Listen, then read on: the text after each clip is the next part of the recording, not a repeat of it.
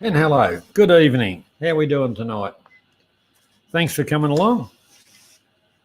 Bit of an interesting show tonight. Few bits and pieces as we go along, a few little interesting news stories.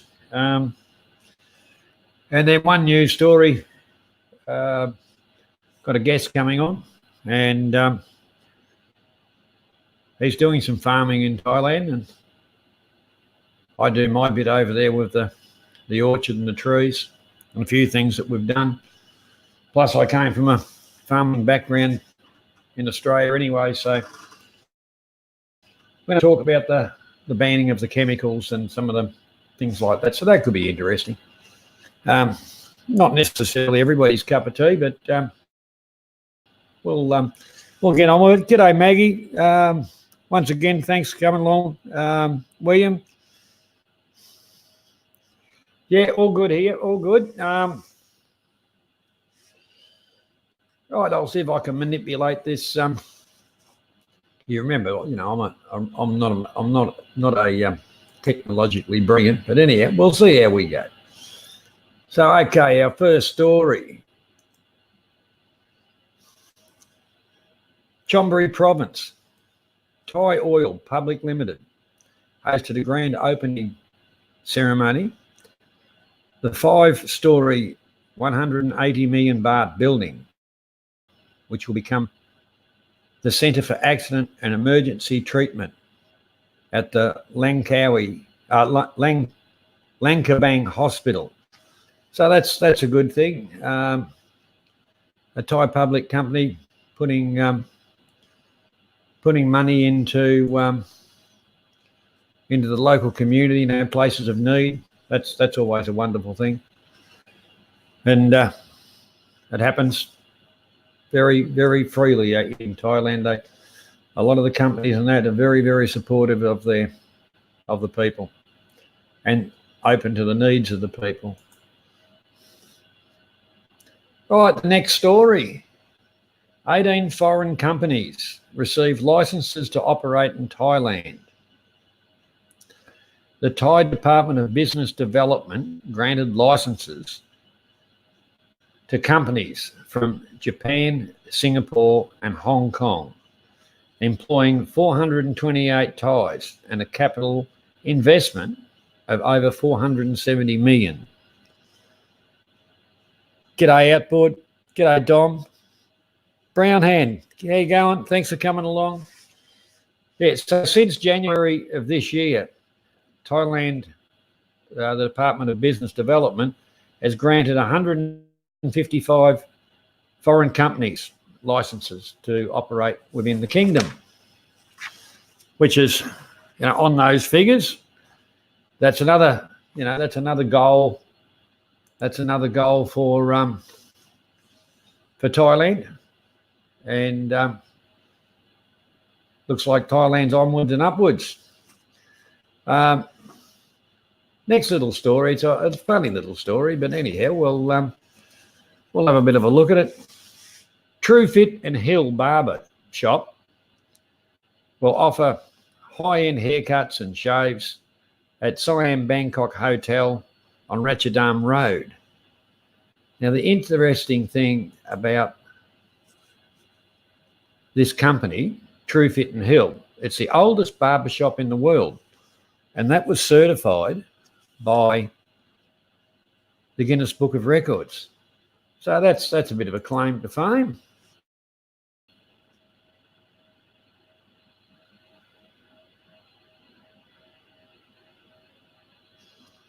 G'day Matt, how you doing, buddy? Yeah, so that's once again, that's onwards and upwards for Thailand. A leading worldwide, a barbershop. There's one on every soy type of thing. But for the high end to be operating out of a hotel, obviously they got faith in the tourism and the dollars and cents. Otherwise they wouldn't have done it. I suppose that's how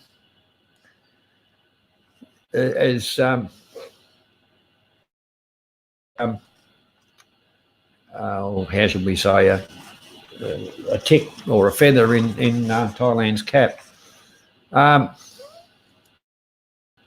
Now, I've just had a story just come in, so I'm just going to have to skip one and go to this one. Got to get me pieces of paper right. Here we go. Here we go. Hang on. Earthquake. A 3.9 magnitude earthquake hit Loy province. The quake was about 12:30 yesterday. It only just come up on the feeds. And its epicenter was 5 kilometres under the Mang district. Relatively minor damage, but the earthquake has been the biggest in the last 5 years. So I suppose a few things are also shaky. Yeah, oh well. Anyhow, so what we'll do is we'll have a bit of a look at this stuff and how it ends up being this stuff. Exchange rates as at 4 o'clock Australian time today. Super rich. G'day,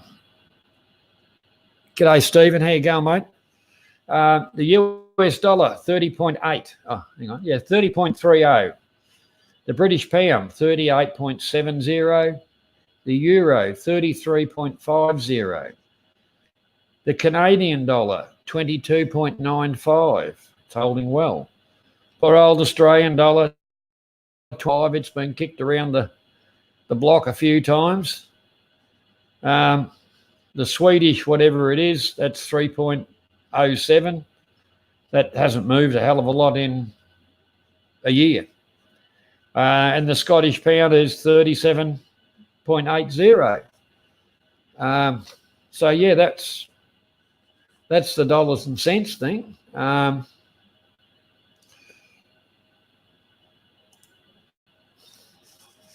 Which is kind of interesting. Hang on, just got another message here.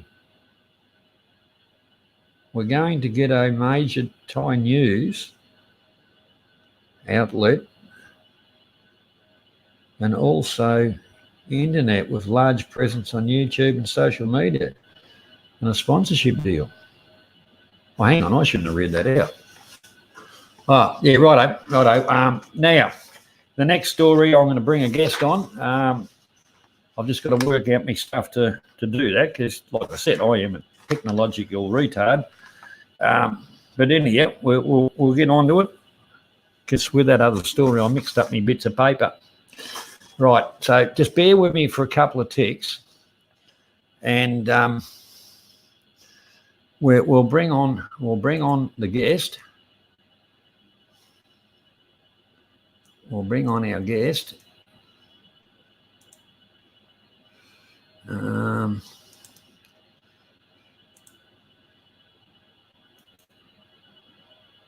And we'll start while the guest is doing that kind of thing. I'll just read it out, and then we'll have a little bit of a talk about it. So I'll just put up a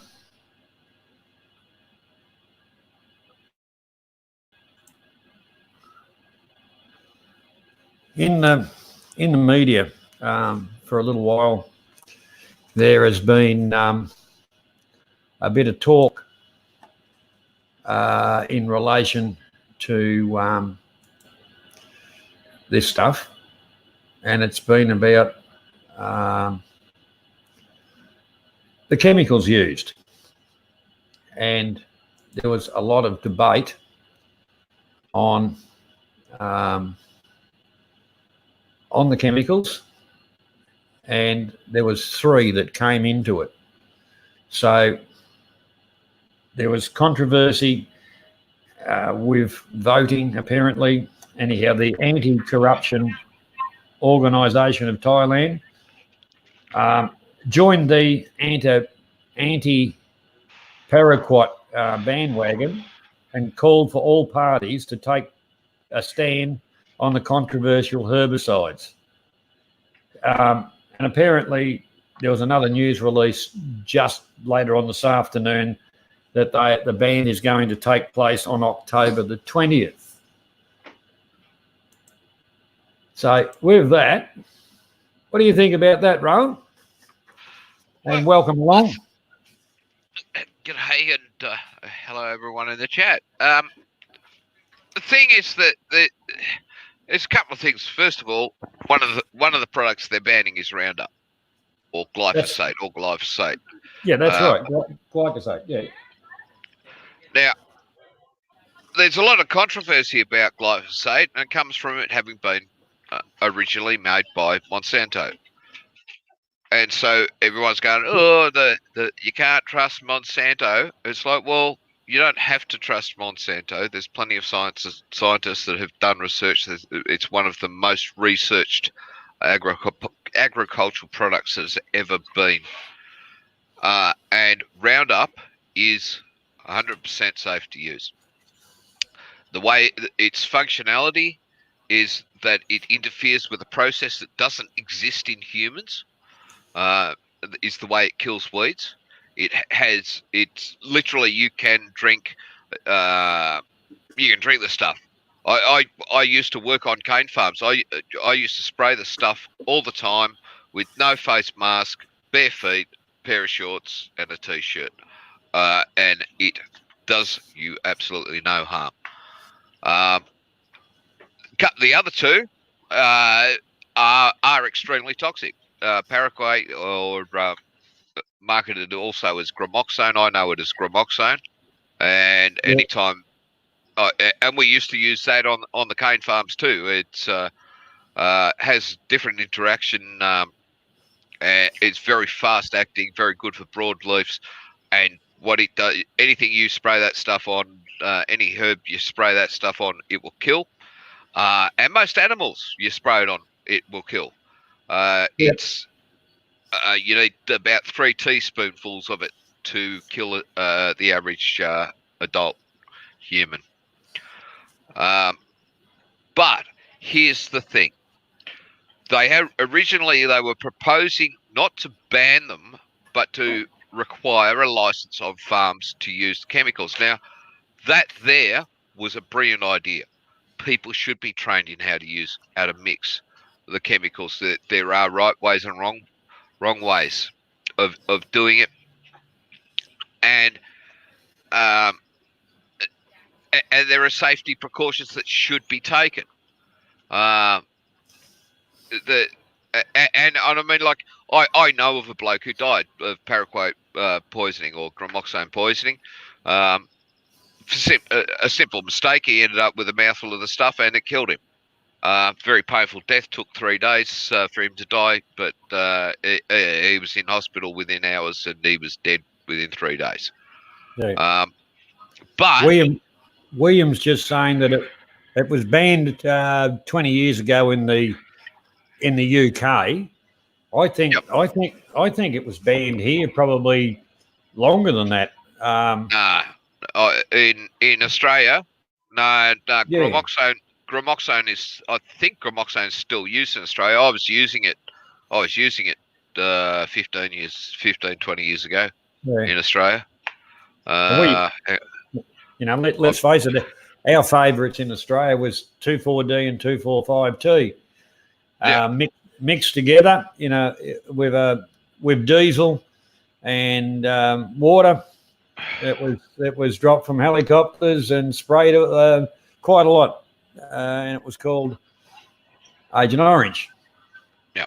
But used correctly, they weren't too bad. But it went along the lines of birth abnormalities and things like that. They were both banned. But a load 2,4-D is still available in a weaker solution, but 2,4,5-T is gone. That's where your Roundup come into it for the wide leaf plants, and that's what a lot of this stuff's specific about plants, which like your trees and stuff like that, or your normal weedy type stuff. There's the different. A lot of fallacies that people used to use that didn't either read the instructions or had some training on it, was they'd go, I'll put a bit more in and that'll kill it quicker. Well, it actually didn't. It actually burnt the foliage, which didn't allow the transfer of the poison down to the roots, because all those poisons usually killed from the roots up. Yeah, and that's the thing, like knowing how to read the directions, how to follow the directions, how to work it out. And I mean, things like like when I go, I take Bomb down to the farm supplies to get stuff to treat a problem we'll have on the farm. We'll have some kind of a bug on the farm, and the guy will give him stuff, and he will write on it how much to measure out, and how much the lid is on the container that he's giving him, which is like he's getting the information, but there's no formal way of actually getting the information and the data that the farmers need to be using these chemicals. Now, the reality of farming is, like everyone, let's all go organic, which is a great idea. Love to be 100% organic. Like, if we could do everything organically, it would be great. But the reality is that in an industry where you're fighting against nature to make a living, you are going to use sprays. You are for the grasses, for the weeds. You are going to have to kill them somehow, and you can't go through the organic way of killing weeds. Just go through with a hoe and chip them all out of the ground, and that's just not an economical way of doing it. And to kill the bugs, you can't go through squashing each individual bug. So, of the three products that have been banned, one of them is a insecticide. The other two are herbicides. The thing is that they will replace these products with other products. They will use other products, and those other products, particularly in the case of Roundup, are not going to be any safer. Roundup is one of the safest products that is used on farms. Go back 25 years, and organic farms in Australia were using Roundup because it had no toxic residual in anything. It does no harm, and it was a permitted spray on organic farms, which I know because my brother had an organic farm, and it was one of the permitted sprays on organic farms back then. So you're taking a broad spectrum herbicide, and you're banning it, and it's the safest product in the world to use. It's going to be replaced with something, and whatever they replace it with is not going to be as safe. It cannot be, because literally Roundup, you look up the LD50, it's something like you got to drink 3.5 litres of Roundup directly from the bottle for it to kill, and it'll only kill 50% of the people that do that. The other 50% will live. So well, Roundup. I know, like here, there's been a little in Australia, but like I say, I've seen stuff in Thailand that I know for a fact has been banned here. But it's knowing what you've got and how to use it and going about it right. But as we know, it comes from that little bit of schooling or that bit of knowledge. Without a lot of those sprays, like the rice, when it comes up, you usually walk through, and they'll put some fertilizer, and they'll also put spray the weeds at the same time. Yeah. It'll knock the rice a little bit, just a little bit, but it won't stop its growing. But it'll kill the weeds. So without those chemicals, the yield of your rice crop is going to probably drop by 50%. Yeah, I mean, like this is something, and I mean, like William was saying, like Paraguay was banned in the UK, and it's like, and everything that gets banned in the UK, right, in every farming community, replace it with something else. You need herbicides to farm. You need insecticides to farm, and I mean, like, go back. They used to one of the treatments that they used to use when they were planting sugarcane was basically mercurochrome. I mean, it was a mercury-based. Uh, um, it had mercury in it, a lot of mercury in it, to stop heavy metal. to stop the cane grubs from eating the plant cane before it, like, got the roots going. They banned mercury. They found something else, which was no friendlier. And I know, like, we used to get coming through after you planted, there was a bandicoot. Looked like a bloody big rat. You used to come through right, and it'd dig up bits of cane and eat it. You knew they'd eaten the cane because they'd be laying in the field dead. Still, stop the insects, stop the critters just stealing the stuff. Now that's unfortunate that you're like that things die. You just can't. Like, if you're gonna farm, things are gonna have to. You take you can't just expect to be able to grow things on a commercial basis and not use stuff that's going to help you do it. You can't farm without killing the insects. It'd be nice to be able to, and in fact, I'm pretty sure that the insecticide they're banning, I think, is one that's commonly used in orchards, apple, and used in orchards around the world. But it's known to harm bees. Even the people that use it know it harms bees, so they will make sure that their beehives are not in their fields when they're using it. But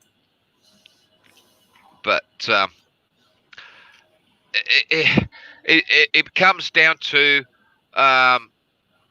like, it doesn't matter what industry you're in, you're going to be using chemicals somewhere that are potentially dangerous. And so if you don't know how to use them, you're going to potentially do yourself damage. I mean, like even a cleaner. Cleaner uses chlorine to clean the toilets. He does the wrong thing, mixes a bit of chlorine, splashes some chlorine in the toilet bowl, and then comes along and splashes in some, what's the other one? Ammonia-based a cleaner. He's just created a gas which will kill anyone that walks into that toilet. And in a confined area, it's actually explosive too. So it's not a matter. And then, I mean, like, Roundup is rated by the World Health Organization, and this is part of the motivation for banning it. It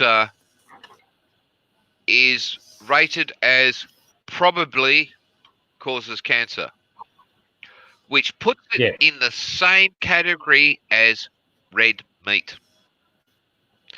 Now, what prompted them to move it to the category of probably causes cancer was a study, a French scientific study, which was a flawed scientific study. Was first of all, one of the heads on the project was a head scientist, was known to be the leader of an anti-Monsanto protest group, basically. To start with, they used a breed of rat which was designed to grow tumours. They're bred particularly because they grow tumours. They're a particular strain of rat that they grow because these rats are susceptible to tumours, which are a useful rat in science, because if you're testing an anti-cancer drug and you've got a rat that there's going to fall, like 80% of them are going to get tumours, you test your anti-cancer drug, and only 20% of them get tumours, you've got a winner on your hands. You've got a drug that's working. But what they did was they used these rats. They fed them glyphosate and then said, "Oh, see, glyphosate. Rats get tumours when they eat glyphosate." But the rate of tumours that the rats got was within the specs for and the way they're actually called a model, the model of rat, because they breed them as disposable items. Like yeah, this model and this is what it is. This is this strain of rat. It's this model. But yeah, so the rats got tumours exactly as was expected for the breed. But the interesting thing was that the rats that they fed the highest concentration of glyphosate to lived the longest. So in human terms, if you want to live longer, you should drink glyphosate straight. That's what the data of this scientific study actually found. That's right. I mean, which obviously, hey, hang on a second. That's not gonna. There's no mechanism for Roundup to actually either harm you or improve your life expectancy. But if you took their data at the face value, that's what their data actually said. Their summary didn't say that. What they suggested their data said didn't say that.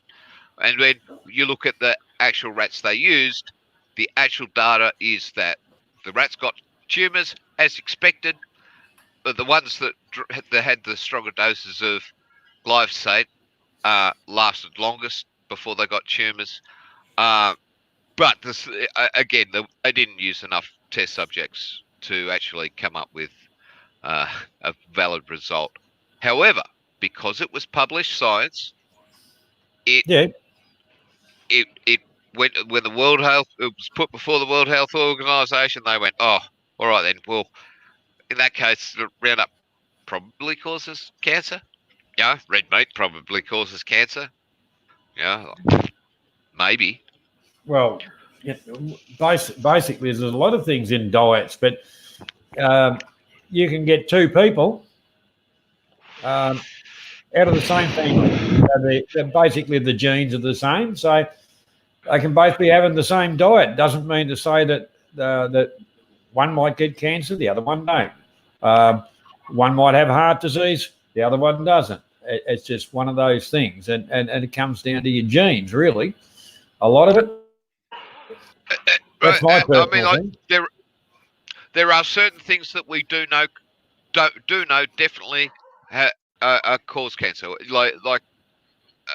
We know that X-rays, overexposure to X-rays, will cause cancerous tumours. We know that.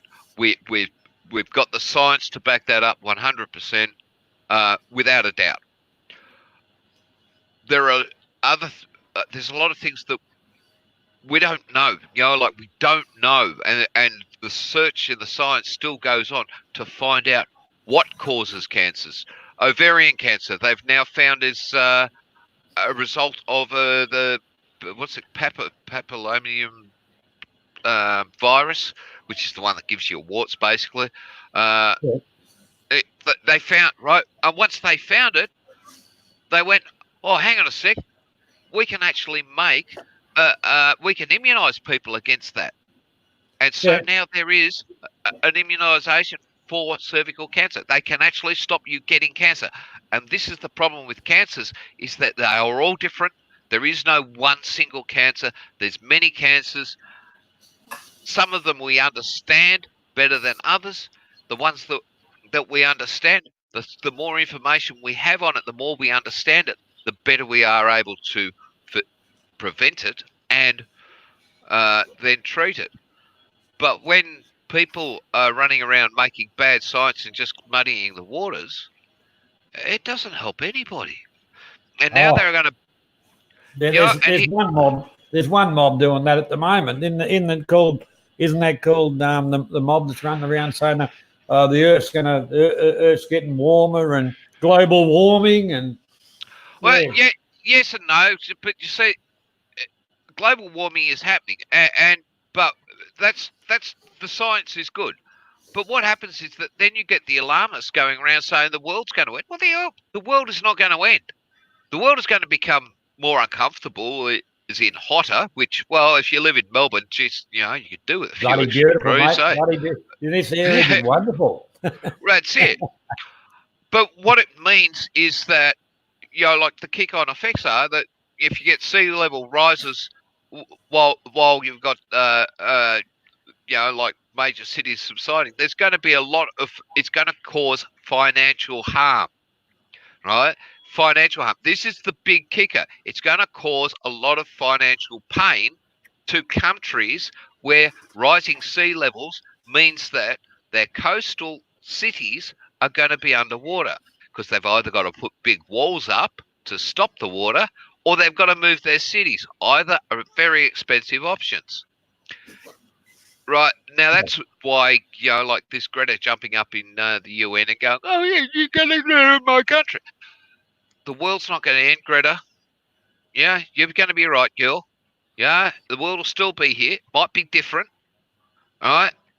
But it's no good saying stop trying to be financially responsible and stop, like going, oh, well, we're going to reduce greenhouse gases and we're going to do it in a financially responsible way so we don't send countries broke and just do it straight away and stop everyone burning gas and burning coal and burning, right? Because that doesn't work. It's no point to it. It's no point going, oh, hang on a second. Global warming is going to cause a massive financial disaster for the world. So instead of letting that happen or trying to curb it so it doesn't happen as badly as, what we're going to do is we're going to send the world into financial disaster now. Because if you do that, send the world into financial disaster now, then no one can afford to change. No one can afford, and just for Australia to remove all its coal-fired power stations tomorrow, not that they could do it tomorrow, would cost $120 trillion to replace them with nuclear power stations. Now, that's money we don't have, we're not ever going to have, and it's not an option. Well, right? The other part on that, Rowan, is do not forget we can stop burning coal in this country, but are we going to stop exporting it where China's building power stations and using our coal faster than we're closing them down, and we haven't built new power stations for 20 years or 30 years. Yeah. So that argument don't wash. And Williams just said, that poor girl. Yeah, well, yes, she is. I feel sorry for that child. I feel sorry for her, right? And I've had right, like a lot of what she's saying, a lot of what the information that she is saying, I don't have an argument with. I have an argument with the using a child for adult purposes. You don't do that. That's just wrong. It's like someone said, "Oh, she's 16 years old. She's can have an opinion." I had someone today tell me that, you can in Australia you can work from the age of 13. Yeah, you can if you've got to get a permit to do it, and you can work a maximum of 12 hours. That is not adult employment. Oh, you can join that the defence force at 16 and a half. No, you can apply at 16. You can apply at 16 and a half. At 17, you'll be accepted in, and you will not be put in a place where you will see active duty. You won't because be we look after our kids. We look after our kids. We don't treat our kids as adults. They're minors. Well, it might have changed, but when I was younger, you could start working at 15 years old. Most people did as apprenticeships and things like that. At 15 years old, you don't need a permit. You can. That's right. That's correct. Half with a permit. Yeah. So I mean, you can do a paper round when you're 13 years old, but you need to get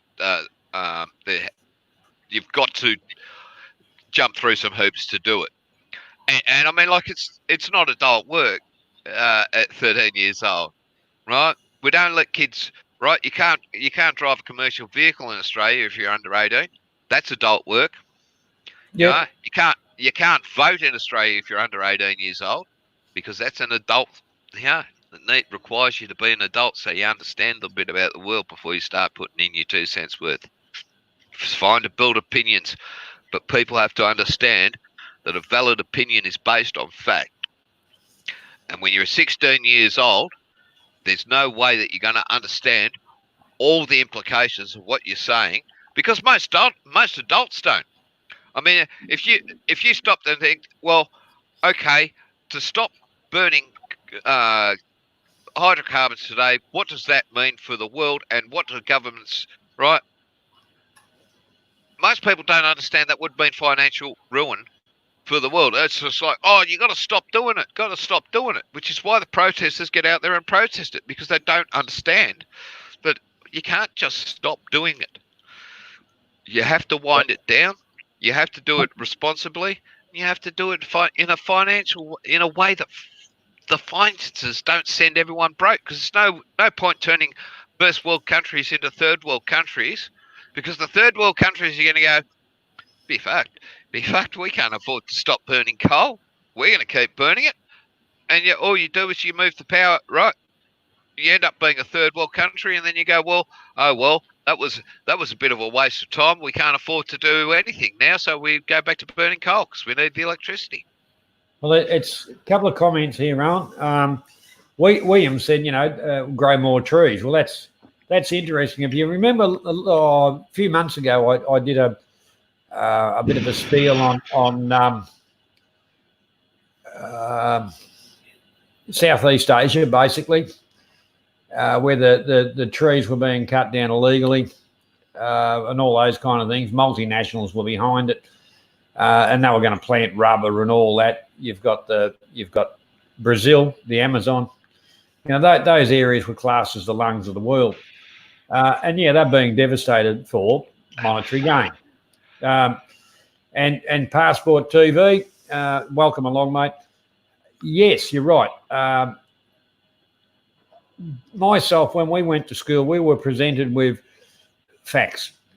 We weren't presented by a teacher's point of view, be it whichever way they wanted to fly. And with schooling nowadays, what I've noticed is that the youth of today is still basically wrapped up in cotton wool until, into their more than middle 20s. Where in my day, being an old bloke, it's always when I was young, and that's pretty well correct. We were kicked in the arse, told to get up, grow up, and get out and earn a quid and find your way in life, which obviously gave a few different attitudes and perspective on life.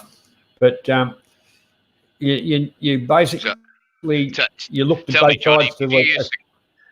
Did you used to go to school with a lemon in your bag just in case you were going to get the cane, and then you rub the lemon juice on your hand before you get the cane, so when you got one, it turned your whole palm red, so they'd send you home? I was actually a brilliant student when I went to school. One teacher was going to give me the strap, and he wasn't very tall, and he used to stand on a chair, and I put my hands out, and he pulled the strap up to give her a great big whack, and I pulled my hands back in. Well, there was no content, and he went A over T off the chair and told me I was a bit of a mongrel and asked me what the hell I was doing in the office anyway. I said, well, I come up to tell you that I'd got an apprenticeship and I was finishing up tonight. And he said, well, you weren't here to get the cuts. I said, no. But anyway, that was a funny one. But realistically, there's a bit of cotton wool in the society nowadays, and instead of honest and open debate, we can't see that with politics. Passport, yeah. Oh, look, I like the Catholic schools because of the education was based on fact. Yeah, you had that religious content, but the schooling, I believe, was a lot better than my children. When they went to school, they went to public schools for a while, and basically, I couldn't see any sense in and had many deep and meaningful discussions with teachers. I actually sent my children to Catholic schools, and until they finished school, and I believe that their education standard was a lot higher than some of their counterparts that were, But that's only my part on it. But like the whole thing about it is in my opinion, I think you'll agree. Like there's always somebody out there like the doom and gloom, and then you've got the do-gooders, and the paths seem to go along, and they separate very widely. And there's ones. It's like kids in the sandpit. They're both throwing sand at each other, and the one stuck in the middle cop it from both sides, and then they've got to make a decision. Are they going to be on that side or that side? Or are they just going to walk off and form their own group? Yeah. I've lost my screen now. Hang on. I got a message. I was just checking out a message on the other. Yeah, I do that. I do that too. Something pops up on the screen and I go to check it, and then I lose everything. I told you I was which a technological wizard. Which one of these tabs? The one I need up? Yeah. Schooling. Look, I ended up at school, which was a very interesting school. It was what they called a free school, where there was rules, but like we smoked in class. When like we called the teachers by their first name. We went to classes that we wanted to go to. If you didn't want to go to class, you didn't have to. You didn't. Of course, you didn't move up to the next year if you didn't pass. But like if you went along to, like if you're going along to a class, an English class or a maths class, and you look at what they're doing in the maths class, and you go, well, geez, I already know that shit. I don't need to know that. You piss off and come back 2 weeks later to the maths class when they're doing the test for the subject. You pass the test, and they go, yeah, all right, you done well. There was no point you being in class. It was up to you. But in that, Rowan, at school, we didn't have choices. We were taught what we were taught. It wasn't until you got to your higher years where you could make some decisions, and it was very well outlined, as in perspective for jobs or career perspectives. If you dropped your Maths A and B and went for a Maths C, your career perspective came down. Yeah. Like technical drawing and some of those kind of things. You could like art. Obviously, I didn't do art. But technical drawing and some of those, it was you were told, and the whole lot of it was based on a career path that you maybe wish to travel on. Where nowadays it's a lot of the career path stuff is just oh no, I don't like that, and then they get to a certain stage in life, and then, oh, I wish I had have done that, so I've got to go back to school to do it if I want to go for that career path. That a lot of that stuff that we were told at 13, 14, 15, on, was always there. It's not done from what I can see anymore. But like there's some basic things that everyone should learn in school, and I mean like some basic physics. Everyone should learn some basic physics. It surprises me. I won a few bucks in a pub on it. If you ask a person, you got 2 water bottles. You get two. Grab a couple of plastic bottles. You fill one of them up with water, and then leave the other one empty. And you say, if I let go of these 2, which one do you reckon will hit the ground first? it's surprising how many people think the full one will. Surprising. And to me, like that is very, very basic physics. That's gravity that affects everyone. Yeah. And everyone should know that everything falls to the ground at the same rate. And now, why should they know it? Now, just a quick little side story. When I was living out in Bundaberg, we had a bit of a social out on one of the farms. We had a billy cart racing day. Everyone come out. We put on, had the barbecues, had the beers. Everything was good.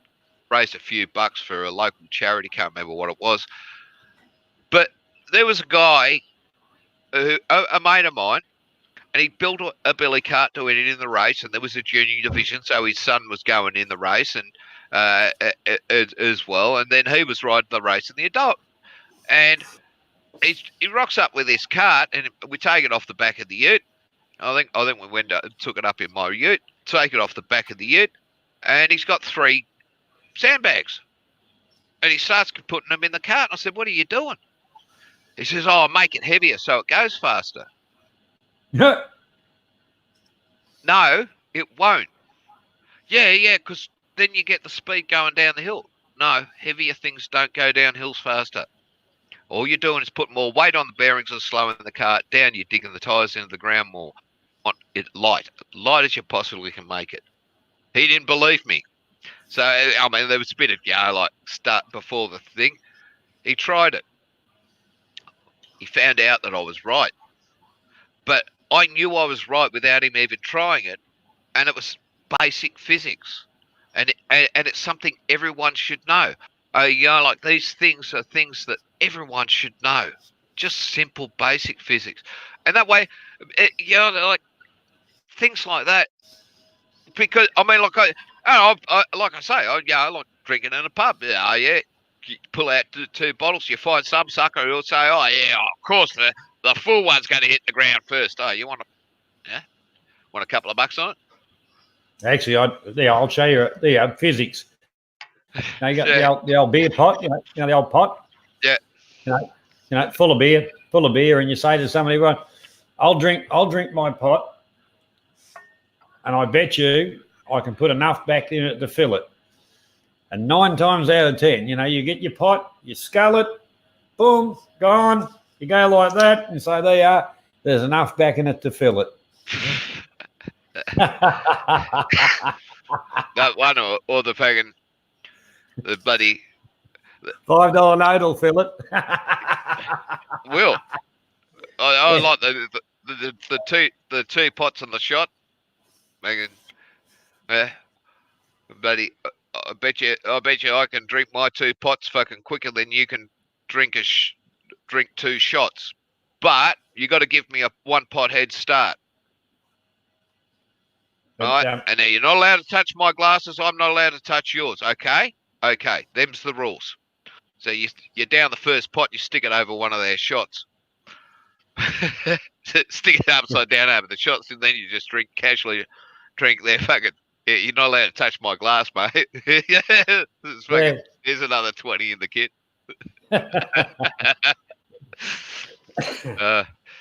Well, anyhow, what do you reckon, Rowan? On that note, Well, yeah, I think we're pretty much covered it. Paraguay is going to kill you. Don't drink it.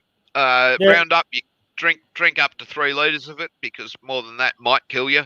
Got a 50% chance if you drink more than 3 litres.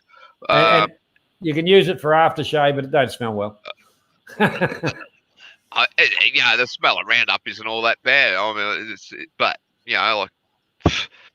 but anyhow, it'll be good to see what comes out of this with the next lot of chemicals that come along, to see if they actually do what they're supposed to do, and are probably less potent than. But the thing is, they're more dangerous. I mean, like, if you're removing the least dangerous chemical that you can use to do something, the next one, the one that you're going to use, is going to be more dangerous. So I think they've made a big mistake. I think they've missed a big opportunity here. They had the opportunity, and the way that they were going about it, which was originally they were going to make it only to be used by licensed people who had training, which was a brilliant idea. Should happen in every country. Education. And and instead they've just banned them. But anyway, Oh, well, let's face it. Anyhow, thanks for coming along, Rowan. And thanks for having me.